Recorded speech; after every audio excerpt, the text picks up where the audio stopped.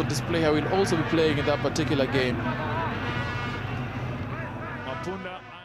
It is this incident during Gor Mahia and Sofapaka FKF Cup final match at Nyayo Stadium on Tuesday that raised the questions. Ivo Mapunda, Gor Mahia's goalkeeper, protested to the center referee Sylvester Kirwa over the removal of his towel by a Sofapaka player, George Owino, and he won the case.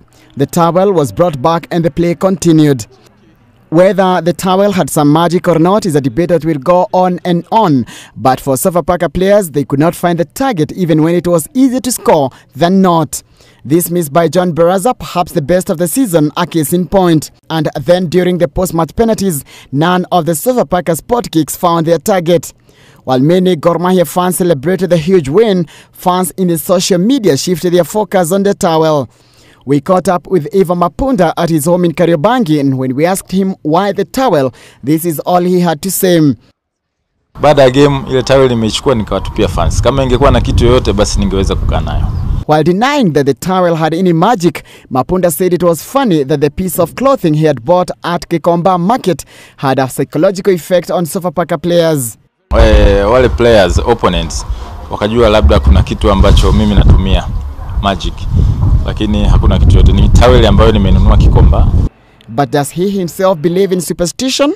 Nilitumia vile kwa sababu niliona tayari wameshachanganyikiwa na tayari wako na psychology ya kwamba ile towel iko na kitu. Sasa na mimi nilitumia ile chance kuweza kuwa show wote wachezaji kwamba Mapunda has previously played for Tanzania national team Taifa Stars and admits that in his homeland people believe in witchcraft. Though for him to win a match, the team has to train hard and be disciplined.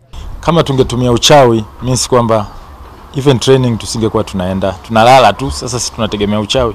Tunalala tu. Kwa hiyo all in all ni kwamba mazoezi ndio siri ya mafanikio. A lot has been said about football and superstition.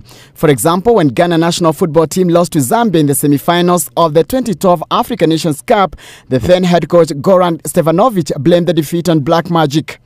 Whether superstition in football exists in Kenya is a story for another day, but this towel story will remain etched in the memories of Kenyan football fans for days to come.